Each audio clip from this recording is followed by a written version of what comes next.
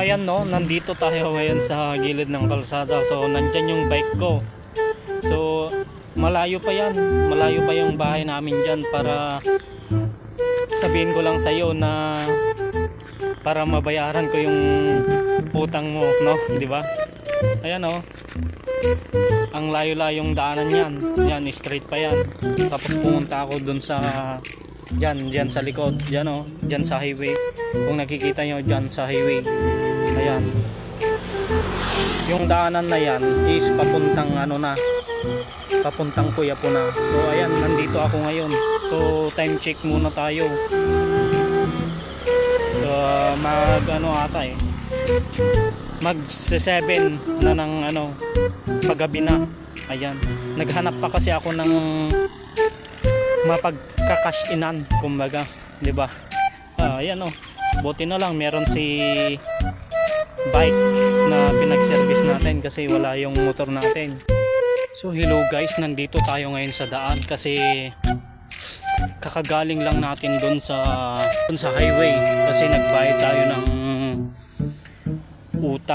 utang na hindi naman natin inutang. Alam mo ba yon? Alam mo yung ano, nagpakahirap ka pang nagbike, pumunta lang sa highway para mabayaran yung utang na hindi mo naman utang. Oo, marami akong utang pero wag naman sanang ganito na nakisyo wala siyang madiskartehan, ganun. So ako meron din akong utang. So dumagdag ka sa problema ko, di ba? So ayan, nandyan ako sa gilid ng kalsada. So pag may utang naman kayo, wag naman sanang umabot ng ganito na yung naggarantor sa inyo is siya pa yung magbabayad talaga. So talagang mapipilitan ka talagang magbayad kasi iaakyat na yung kaso, di ba? Wag naman sanang ganito. Ha? Kasi parang namimihasa na kayo eh. No? Ayan. Ayun lang, kung may utang kayo, ang masasabi ko lang, kung may utang kayo is wag nyo namang abordiwin yung tao, di ba?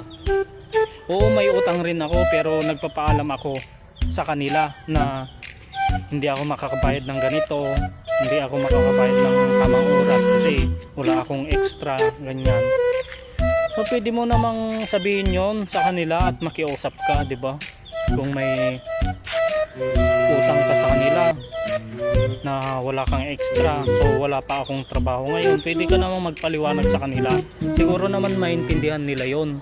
Hindi yung hindi ka nagre-reply, wala kang chat, kumbaga wala kang response. So parang yun kasi, parang ang isipin ng pinagutangan mo is parang tinatakasan mo na, ayun nga ang sabi nila, di ba? So ayun lang guys. So paid na yung utang mo, no?